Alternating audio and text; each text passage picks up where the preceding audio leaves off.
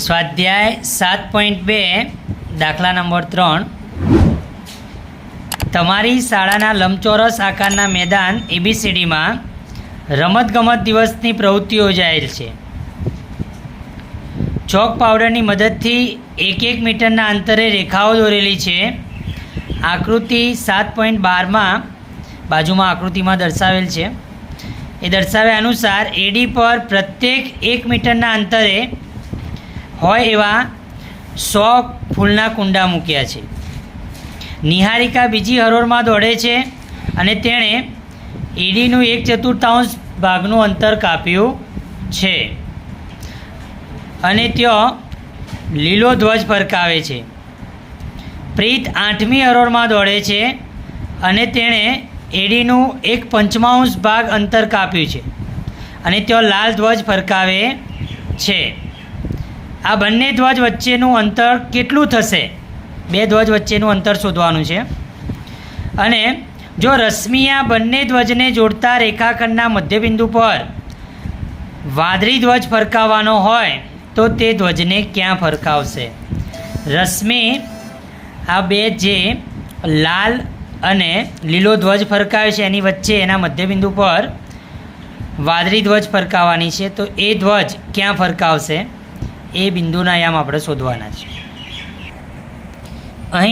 અહીં નિહારિકા બીજી હરોળમાં દોડે છે, એટલે આપણે જો એબીના એક્સ અક્ષ લઈએ અને એડી જે રહ્યું એને વાય અક્ષ ગણીએ તો બીજી હરોળમાં દોડે છે એટલે એનો એક્સ યામ 2 થશે અને એડી પર એ 1/4 ભાગનું અંતર કાપે છે.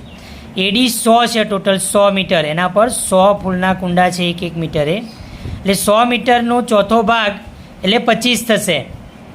તો આ નિહારિકાએ જે લીલો ધ્વજ ફરકાયો છે એ બિંદુના યામ આપણને 2/25 મળશે. એક્સ યામ 2 અને વાય યામ 25, એટલે નિહારિકાએ લીલો ધ્વજ ફરકાયો છે તે બિંદુને આપણે એ લઈએ તો એના યામ x1 y1 બરાબર એ 2/25 મળશે. એવી જ રીતે પ્રીત જે 8મી હરોળમાં દોડે છે એટલે એનો એક્સ યામ 8 થઈ જશે અને એડીનું 1/5 ભાગ અંતર કાપે છે. એડીનું 1/5 ભાગ અંતર, તો એડીના 1/5 એટલે 100ના 1/5 તો 20 મળશે. એટલે પ્રીત જે પ્રીત લાલ ધ્વજ ફરકાવે છે તો એ લાલ ધ્વજનો જે બિંદુ હશે એ આપણને 8-20 મળશે. ઓકે, અને આપણે રશ્મિ વાદળી ધ્વજ ફરકાવે છે એ આ એ અને બી બિંદુઓની વચ્ચે મધ્ય બિંદુ પર ફરકાવે છે, એના યામ આપણે મધ્ય બિંદુની રીતે શોધીશું. તો નિહારિકા લીલો ધ્વજ ફરકાવે છે તે બિંદુના યામ આપણને એ x1 y1 બરાબર એ 2/25 અને પ્રીત જે લાલ ધ્વજ ફરકાવે છે તે બિંદુના યામ b x2 y2 બરાબર b 8-20 મળશે. આ બીજી હરોળમાં હતી એટલે x યામ 2 અને એડી નું 1/4 ભાગ હતો એટલે y યામ 25. અહીંયા પ્રીત 8મી હરોળમાં હતો એટલે x યામ 8 અને એડી નું 1/5 એટલે 100ના 5મો ભાગ એટલે 20. હવે લીલા અને લાલ ધ્વજ વચ્ચેનું અંતર, આ બે ધ્વજ જે ફરકાયા એના વચ્ચેનું અંતર, તો એ અને બી બિંદુ વચ્ચેનું અંતર એટલે AB એ આપણને અંતર સૂત્રની મદદથી મળશે. તો AB બરાબર વર્ગમૂળમાં x1 - x2 નો વર્ગ પ્લસ y1 - y2 નો વર્ગ. તો AB વર્ગ કરીએ તો આ બાજુ વર્ગમૂળ નીકળી જાય.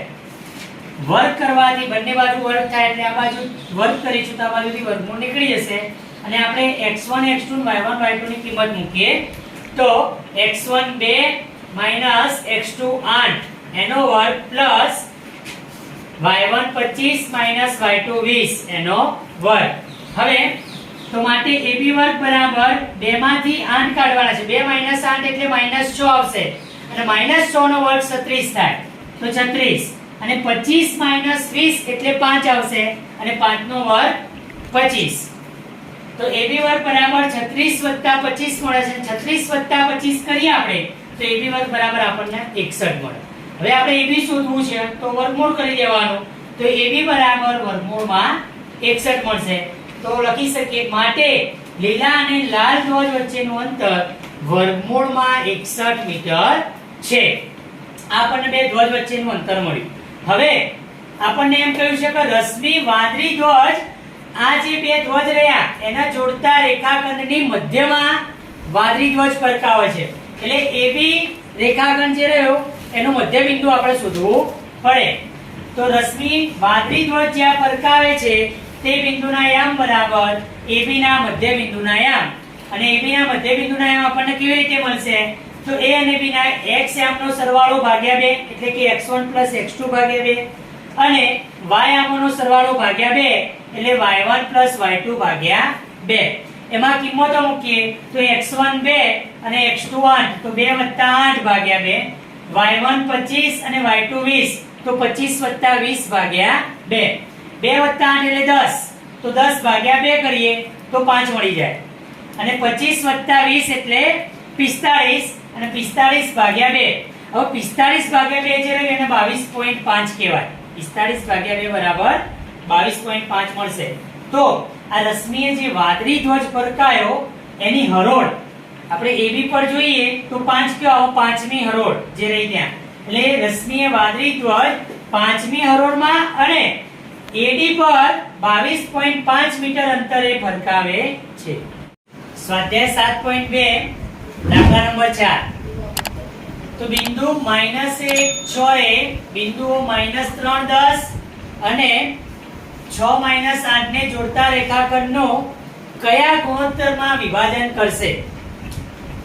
તો આપણને વિભાજન બિંદુ આપેલું -1 6 અને રેખાખંડના અંત્ય બિંદુ આપણી જોડે છે -3 10 અને 6 8. તો વિભાજન બિંદુને pxy કહીશું આપણે. તો pxy બરાબર p -1 6 અને રેખાખંડના બે અંત્ય બિંદુને a અને b નામ આપીશું. તો a x1 y1 બરાબર a -3 10 અને b x2 y2 બરાબર b 6 8. આપણે ધારી લઈએ, ધારો કે બિંદુ pxy એ રેખાખંડ AB નું a તરફથી m1/m2 ગુણોત્તરમાં વિભાજન કરે છે. આવું ધારી લઈએ તો બિંદુ P ના યામ શું મળશે આપણને? તો બિંદુ P ના યામ xy બરાબર વિભાજન સૂત્રથી m1 x2 m2 x1 ભાગ્યા m1 m2 અને m1 y2 m2 y1 ભાગ્યા m1 m2 એવી રીતે મળશે. તો આપણી જોડે xy છે -1 6 બરાબર m1 અને m2 ની કિંમત નથી તો એમને એમ રાખવાના. m1 એમને એમ x2 ની કિંમત 6 મૂકીશું. x2 6 છે પ્લસ m2 અને x1 -3 ભાગ્યા m1 m2. પછી m1 એમના એમ y2 કેટલા -8 પ્લસ m2 અને y1 10 ભાગ્યા m1 m2. તો માટે -1 6 બરાબર અહીંયા 6 ના m1 સાથે ગુણીએ તો 6 m1 થશે પ્લસ -3 ના આપણે m2 સાથે ગુણીએ તો -3 m2 થઈ જશે. નીચે m1 m2 એમના એમ. અહીંયા -8 m1 સાથે ગુણાય તો -8 m1 પ્લસ 10 ગુણ્યા m2 એટલે 10 m2 ભાગાકારમાં m1 m2 એમના એમ. હવે આ -1 6 અને આ x યામ y યામ જે મળે છે એના બંનેના x યામ સરખાઈએ આપણે. તો અહીંયા x યામ -1 છે અને આમાં x યામ 6 m1 3 m2 ભાગ્યા m1 m2. તો એ બેના સરખા લઈ લઈએ તો શું થશે? આ m1 m2 અહીંયા -1 સાથે ગુણાય તો -m1 -m2 થઈ જશે. આ માઈનસ આ બંને ગુણાઈ જશે તે બંને માઈનસ થઈ જવાના અને બરાબર 6m1 3m2 વધશે આ બાજુ. હવે આ 3m2 છે એના બાજુ લઈએ બરાબર ની આ બાજુ તો એ માઈનસ છે આ બાજુ આવો તો પ્લસ થશે એટલે 3m2 m2 એવું વધશે. અને -m1 છે એને પેલી બાજુ લઈ જઈએ તો 6m1 હતા એ બાજુ પ્લસ m1 એટલે 7m1 થવાના. આ બાજુ 3m2 m2 એટલે 2m2 અને 6m1 m1 એટલે 7m1. હવે m1 ભાગ્યા m2 જોઈએ તો આ m2 ને પેલી બાજુ ભાગાકારમાં લઈ જઈશું અહીંયા 2 અને m2 બે ગુણાકારમાં કહેવાય. m2 પેલી બાજુ જાય તો ભાગાકારમાં જશે. આ 7 રહે m1 સાથે ગુણાકારમાં છે. 7 ને આ બાજુ લાવશું તો એ ભાગાકારમાં આવશે.